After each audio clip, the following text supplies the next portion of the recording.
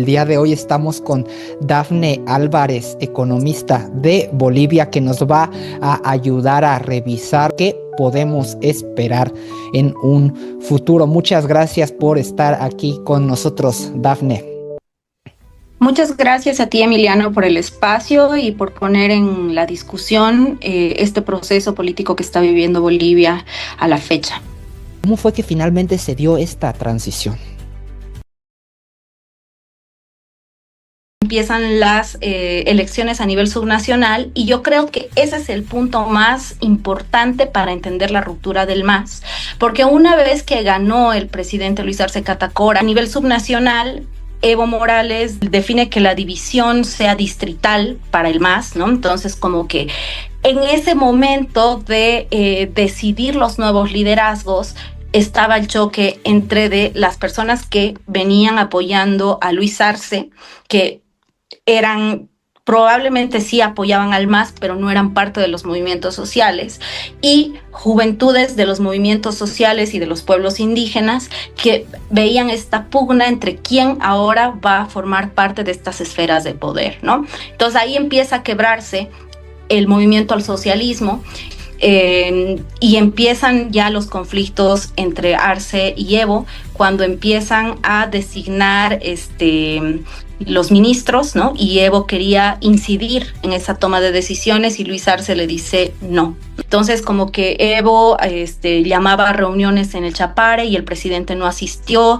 Muchas veces se dejó en pausa esas reuniones, y cuando se cambió el gabinete de Arce, empiezan los problemas. Evo empieza a criticar ciertas decisiones sobre ministro de gobierno y ministros de economía, exactamente. Él pedía el cambio, movilizó a los sectores, no se dio el cambio, y ahí fue que se quebró prácticamente el MAS. Justo aquí en esta cuestión particular, dime si estoy equivocado, pero tengo entendido que a pesar de que en efecto Luis Arce había iniciado con un perfil y con perfiles bastante tecnócratas, también debido a estas luchas de poder con Evo Morales, también cambió, ¿no?, un poco su visión en lo correspondiente a que si tienes estas divisiones con el MAS, también ayuda entonces tener dentro de tu gabinete personas más leales a ti, y también fue cambiando, ¿no?, un poco su visión tecnócrata por un clientelismo, y irónicamente, ¿no? A ver, platícanos, Dafne. Sí, yo creo que dentro del gobierno de Arce, lo que se aprendió muy bien de los 17 años o 16 años del gobierno del MAS de Evo fue el engrosamiento del aparato estatal como un medio de cooptación clientelar, ¿no? Entonces, ahí, como te digo, justamente este clientelismo generado en el sector del Estado, ¿no?, en el Estado nacional, era un poco más difícil de poder extenderlo a lo subnacional, ¿no? Y entonces ahí empieza prácticamente el enfrentamiento entre Arce y Evo, ¿no? Y hay que resaltar que el gabinete del presidente Luis Arce Catacora todas las personas tenían formación académica, ¿no? Creo que la ministra de Cultura, si no me equivoco, era la única que era representante de los pueblos indígenas, pero todos los demás, y él hacía gala de esto, ¿no? Decía, tengo personas preparadas para el cargo y para enfrentar la crisis de la pandemia, ¿no? Entonces, como que esto era el lado tecnócrata, economista, tal vez incluso de Arce, y el lado clientelar, que empieza a querer construir con los movimientos sociales, con algunos, pero que también refuerza en el sector público, ¿no?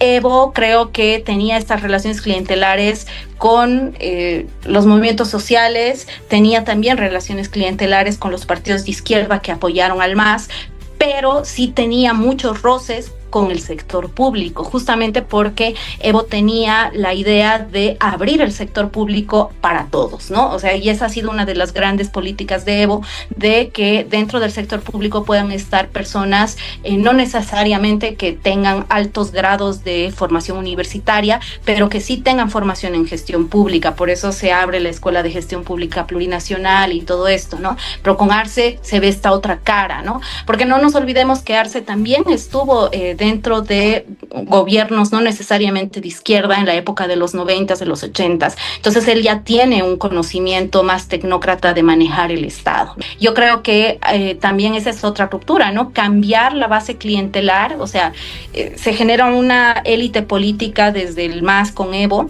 que estaba conformada por los movimientos sociales, y cuando llega Arce, esta élite política se ve confrontada por el surgimiento de una nueva élite política en construcción, porque creo que no terminó de construirse, gracias al cielo, que es parte de los funcionarios públicos que seguían a Arce, ¿no? Y dentro de este proceso, mucha violencia política, mucha persecución. O sea, el gobierno de Arce, yo creo que está también precedido y ha continuado hasta la fecha por esa persecución a la disidencia, ¿no? Por esa persecución a los nuevos liderazgos, violencia política contra las mujeres. Nunca se hicieron los seguimientos adecuados a este tipo de violencias, ¿no? Mucha corrupción, el manejo discrecional del Poder Judicial, que al final terminó perjudicando al mismo Evo Morales, que acusaba de lawfare al Poder Judicial. O sea,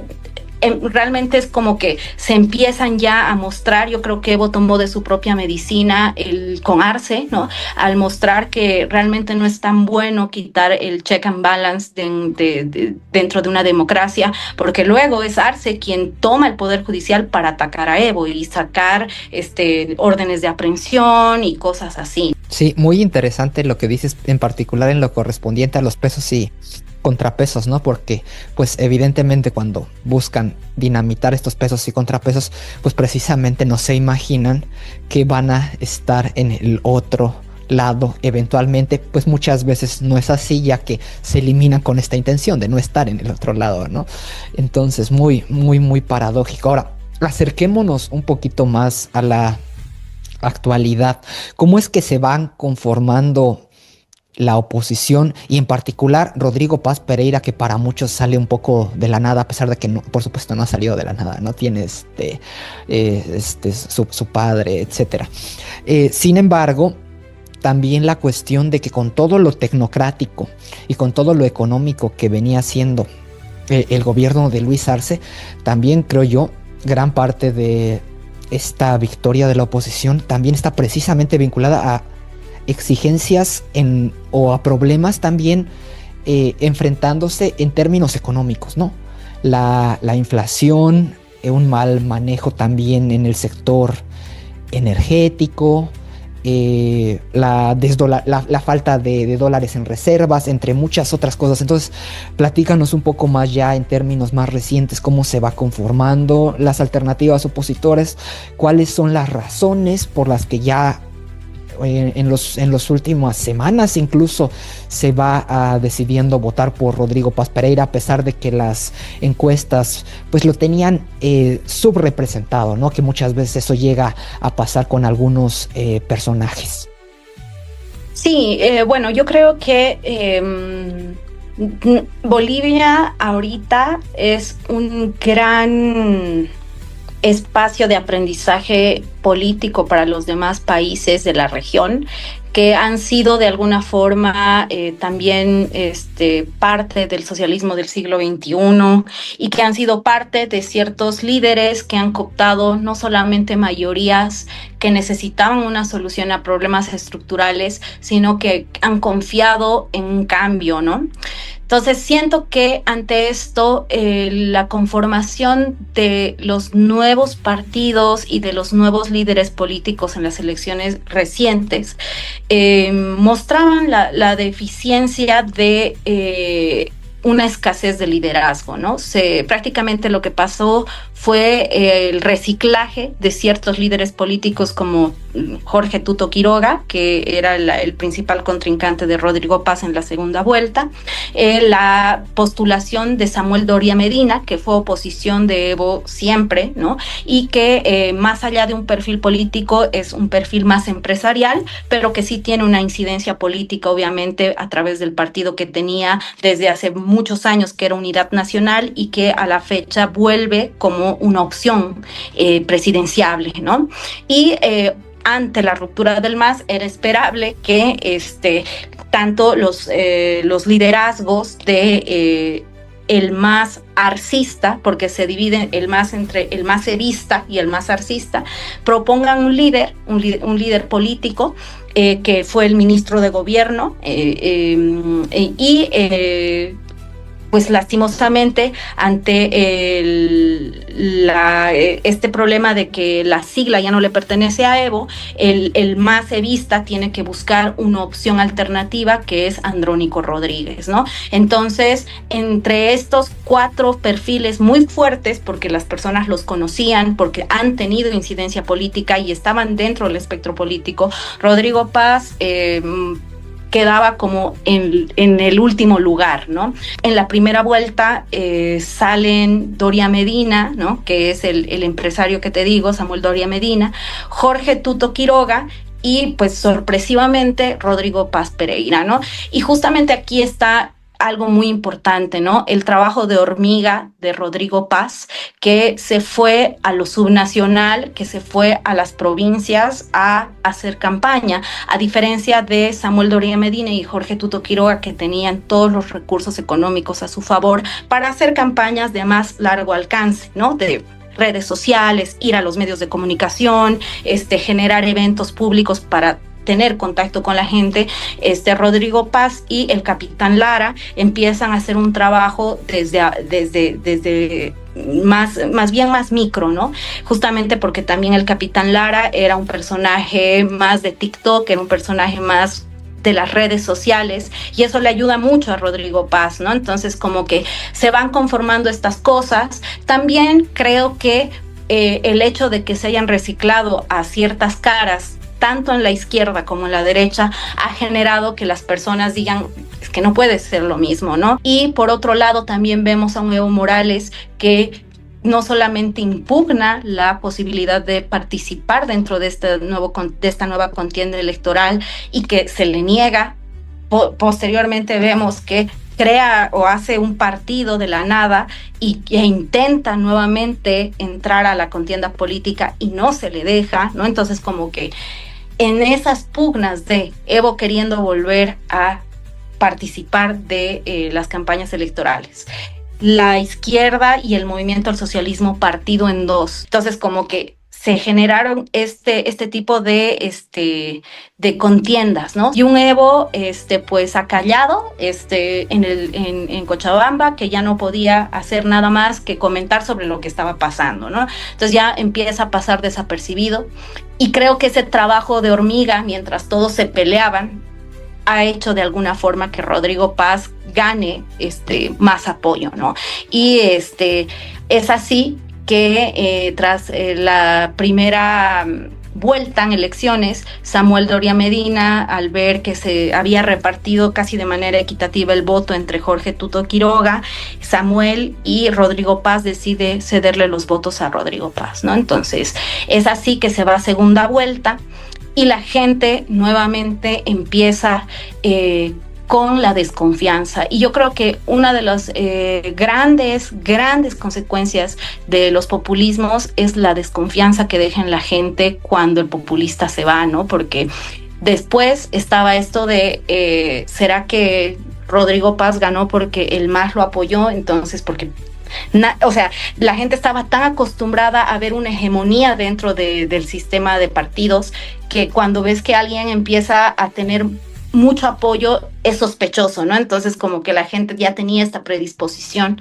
Entonces, creo que es un gran momento para aprender de Bolivia, porque el ascenso de Rodrigo Paz nos muestra que así tiene que ser también una democracia, ¿no? Que tiene que llegar a alguien que no esperabas que llegue, pero que sí tenía el apoyo de las personas ante todas las opciones que habían, ¿no? Entonces, creo que este giro es una muestra de aquello, ¿no? Entonces, sí veo, no obstante, que todos estos movimientos que se han generado después de fraude también están muy ligados a esto que te comento, ¿no? A este desconcierto de saber si las instituciones están funcionando realmente bien, ¿no?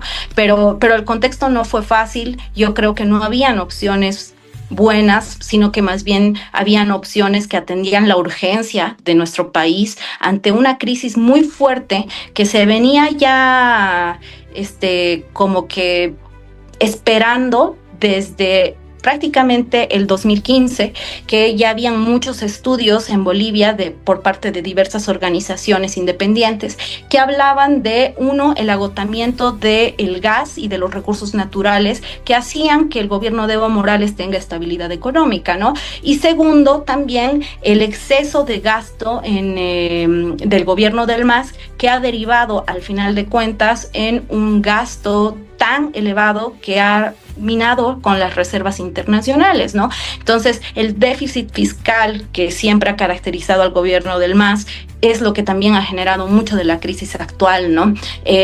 Las medidas económicas como el tipo de cambio fijo, que de alguna forma en su momento han colaborado a reactivar tal vez el sector de exportaciones e importaciones, a la fecha se ha convertido en un lastre, y el agotamiento predicho hace varios años de los recursos naturales de los que vive Bolivia son los grandes problemas que ya estaba manejando el presidente Arce, que intentaba de alguna forma hacer un malabarismo para poder contentar a la población, porque veíamos que la inflación ya se nos estaba viniendo justamente por el agotamiento del gas y de la gasolina y los elevados precios del diésel, el miedo a que se quite la subvención a estos precios, ¿no? Entonces, todo esto es como la gran consecuencia de muchas políticas, ¿no? Que algunas han sido buenas, otras no han sido tan buenas, que al final han derivado en esta crisis tan fuerte, ¿no? Hoy,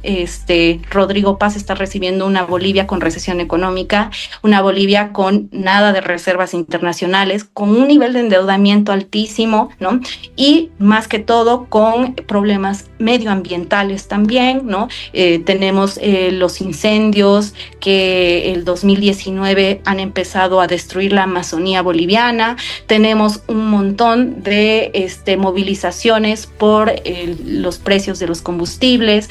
Realmente yo creo que ahorita el problema es mucho más económico que político, y la gente ha decidido votar por quien solucione ese problema, ¿no? Por quien genere algo de esperanza para salir de esto, ¿no? Sí, a mí realmente me dio gusto que aconteciera esta transición. Al mismo tiempo, considero que muchas veces más que hacer un análisis, digamos, en términos emocionales, pues hay que seguir avanzando, ¿no? Hay que seguir abordando los distintos temas que, como dices tú, vienen muy complejos, particularmente económicos, pero también decías muy bien, hay problemas en términos de clientelismo, en términos de violencia de género, en muchos otros temas, ¿no? Algunos incluso con este miedo después de tantos años con el MAS, pues llamando a Rodrigo Paz en algunas entrevistas que era un caballo de Troya del MAS, ¿no?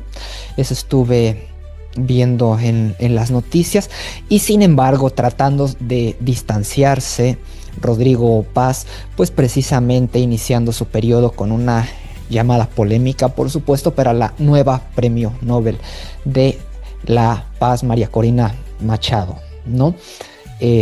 Realmente complejísimo. A mí en lo particular también me preocupa un poco las dificultades de ir restableciendo poco a poco la democracia en Bolivia hasta sus mejores niveles, que no son nada más en lo correspondiente a la transición y a lo institucional. Yo estaba viendo particularmente en el tema de cultura ciudadana, y esto es muy difícil que lo diga cualquier político, porque los políticos precisamente quieren el voto de los ciudadanos, pero yo estaba viendo que la cultura ciudadana en Bolivia realmente no anda muy bien. No todas las personas necesariamente están compartiendo los valores democráticos, no creen necesariamente en los pesos y contrapesos, y muchas veces el voto proviene más bien con base en un interés individual, que por supuesto los intereses individuales son del todo válidos también, pero no en una creencia de que deba de ser una acción colectiva la forma en la que se gobierne. Los temas son complejísimos. Ahora también, perdóname que a lo mejor esto se está extendiendo demasiado, pero me gustaría, si es posible, tocar uno más, que es precisamente el que corresponde al nombre de este canal, que es el de geopolítica, ¿no? Rodrigo Paz pues ha dicho que está interesado también en abrirse al mundo. Esto de abrirse al mundo pues muchas veces puede significar muchas cosas. Yo precisamente, ya hace muchos años en mis clases de maestría de economía, muchas veces nos enseñaban a nosotros pues que hacer un acuerdo económico con un país, aunque a veces pareciera ahora sí que globalización, por decirlo de alguna manera, muchas veces implica entonces que de inmediato el resto de los países se está comerciando con ellos pues por debajo de los nuevos acuerdos económicos de este país. Es decir, no siempre realmente implica abrirse a todos. A veces se eligen algunos actores, a veces son otros los actores que se sacrifican. Entonces, ¿qué es lo que podemos esperar aquí? ¿Cuáles son los actores? Evidentemente, ¿no? Los Estados Unidos, ¿no? Pero ¿cuáles son los actores con los que más se espera colaborar? ¿En qué medida también importa en términos geopolíticos esta transición democrática? No solamente para las relaciones económicas, sino para pues estos procesos que se están viviendo en Latinoamérica, en donde no todos los países están logrando transicionar del populismo, ya sea de izquierda o de derecha, e incluso a nivel global, aunque yo personalmente creo que en Latinoamérica ha sido un poco más el populismo de izquierda. A nivel global el populismo de derecha viene con una fuerza impresionante. Entonces, ¿cuál es el papel de Bolivia? ¿Por qué debe de importarnos a todos los hispanos? Que yo creo que es fundamental que todos los hispanos volteemos a ver ahorita a Bolivia. Platícanos un poquito nada más de esto para cerrar, Dafne.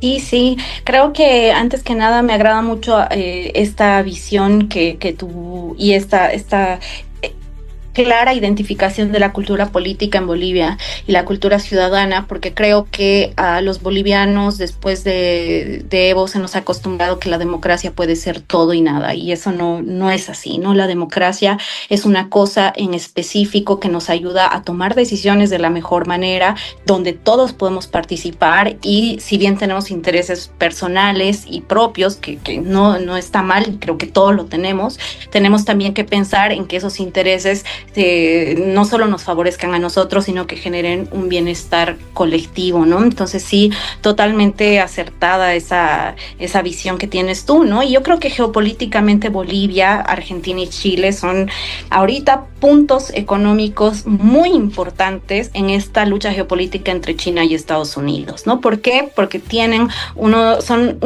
son los tres la reserva más grande de litio, y Bolivia es la más grande a nivel mundial, y junto con Argentina y con Chile se le unen al triángulo de litio, ¿no? Entonces es muy importante comprender las transiciones democráticas y comprender estas relaciones políticas para el manejo de estos recursos, ¿no?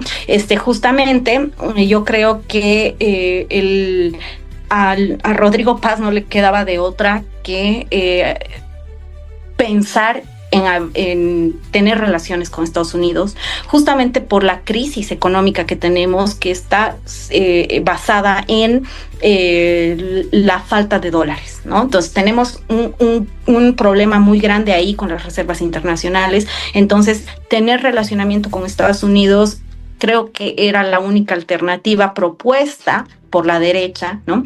Y ante el endeudamiento fuerte que se tiene también con China, que es cosa que no se habla mucho en Bolivia porque realmente es difícil de hacerlo, ¿no? Especialmente cuando estaba Evo y cuando estaba Arce, hablar de la deuda creciente que tiene Bolivia con China era un tema innombrable, ¿no? Bolivia 20 años ha estado sin ninguna relación con Estados Unidos, ¿no? Como sabemos, fue Evo Morales el que rompió formalmente cualquier tipo de relación con Estados Unidos.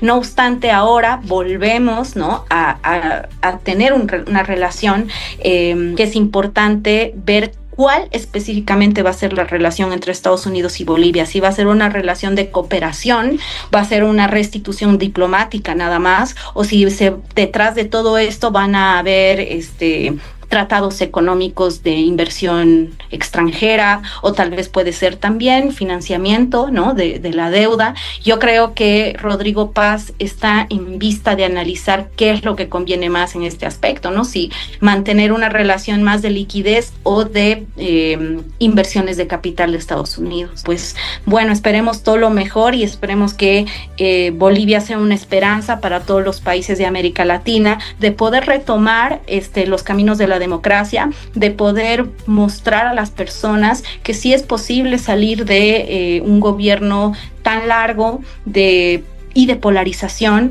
Particularmente, yo voy a hacer la confesión aquí en tu programa, querido Emiliano, hace tiempo, en los primeros gobiernos del MAS, yo formé parte del MAS y me desencanté mucho al ver la corrupción, al ver el nepotismo, la violencia de género, política también, la persecución, ¿no? Entonces me di cuenta que ahí algo no andaba bien, ¿no? Entonces creo que todos los bolivianos hemos despertado de alguna forma de eso y esperemos que en América Latina se despierte también. Actualmente yo estoy viviendo en México y espero que México no termine en una situación tan desastrosa a nivel democrático como en Bolivia, porque está siguiendo muchos pasos, ¿no? El tema del Poder Judicial, del INE, si no me equivoco, y muchos procesos que son muy parecidos a los que se vivió en mi país y que lastimosamente han generado mucho desconcierto, mucha desconfianza y mucha polarización. Y la polarización lo único que genera es violencia, ¿no? En sus puntos más álgidos. Así que para mí es una esperanza cambiar, por fin ver un ciclo político finalizar que parecía interminable, y esperemos que la democracia continúe construyéndose en Bolivia y que los cambios estructurales que propone Rodrigo Paz no vayan en contra de la población boliviana, porque al final de cuentas, en nuestros países latinoamericanos, los que sufren el resultado bueno o malo de las políticas somos nosotros, ¿no? Entonces, esa es la confianza que tenemos en este último proceso, ¿no? Claro que sí, yo veo precisamente en este tema del litio que es al mismo tiempo un punto de oportunidad y por supuesto puede presentar muchos conflictos. A mí personalmente, una de las cuestiones que me gustó de la propuesta de Rodrigo Paz es que en esta colaboración con Estados Unidos que se plantea, con el Fondo Monetario Internacional, con el Banco Mundial, etcétera, no está del todo con esta famosa terapia de choque, ¿no? En donde muchas veces solamente se consideran las cuestiones económicas y técnicas y no el hecho de que las poblaciones rara vez la aguantan y muchas veces genera mucho descontento político, y entonces una reforma más gradual que quizá técnicamente sería un poco más lenta, como algunos de los economistas del Fondo Monetario argumentan, pues en realidad desde mi punto de vista es muchísimo más viable en términos políticos. Siempre es un poco delicado, ¿no?, colaborar con el Fondo Monetario. Por supuesto, muchas veces condicionan los préstamos, al mismo tiempo también es difícil. ¿Quién no los condiciona, ¿no? Los BRICS estaban criticando hace un par de meses estos préstamos condicionados y siguen sin sacar todavía sus préstamos no condicionados, ¿no?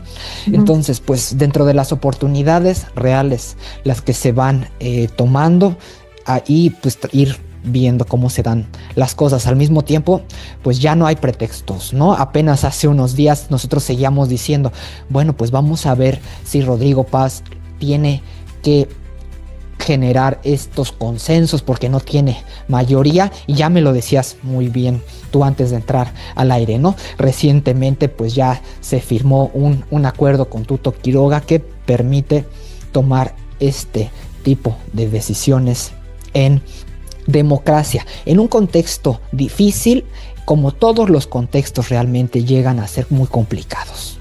Con sí. Sí. No, continúa.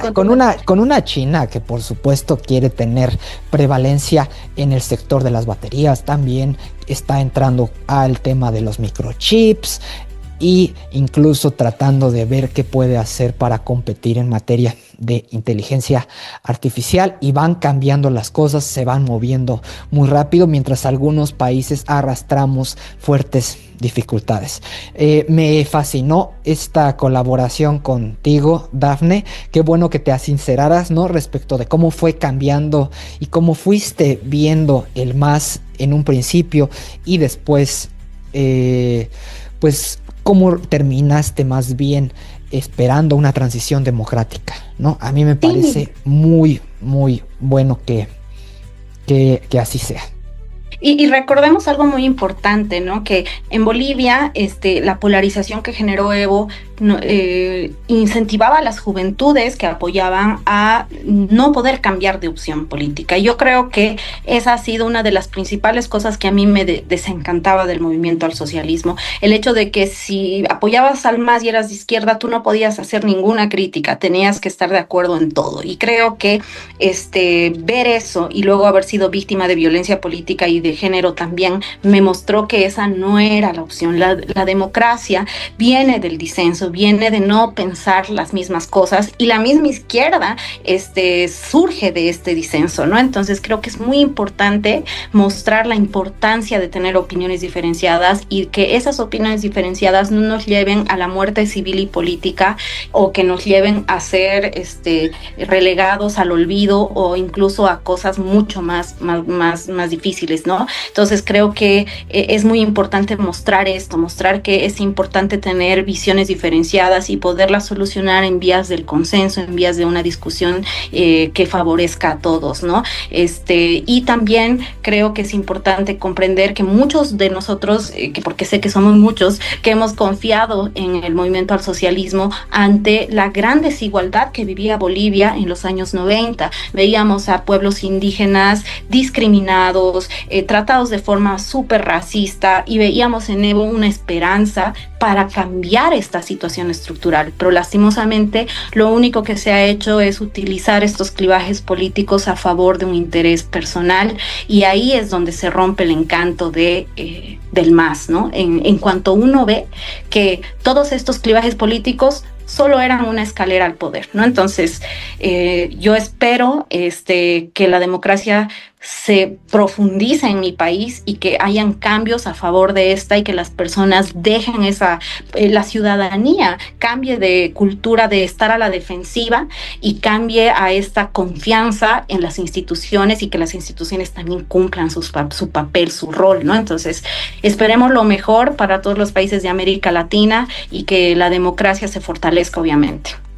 Claro que sí. Democracia no es la dictadura de la mayoría, ¿no? También es precisamente el reconocimiento de las minorías y de todas las posturas, y precisamente en temas tan polémicos y tan complicados como son los políticos, en donde, como estamos tratando los temas más sensibles, muchas personas precisamente tienen opiniones a veces tan contrastantes, y es difícil mantener la civilidad, pero es precisamente eso, mantener la cabeza fría en ese tipo de momentos, lo que para mí es lo más importante. Hay muchísimos temas que tratar. Hemos tocado muchísimos ya en esta entrevista. Muchas gracias a Dafne. Lo seguiremos haciendo aquí en Geopolítica, y si tienes la intención, yo te hago la invitación de volver a participar con nosotros en este y otros temas, tanto geopolíticos como en ocasiones lo correspondiente a la política nacional de los países y su influencia y su importancia para el resto del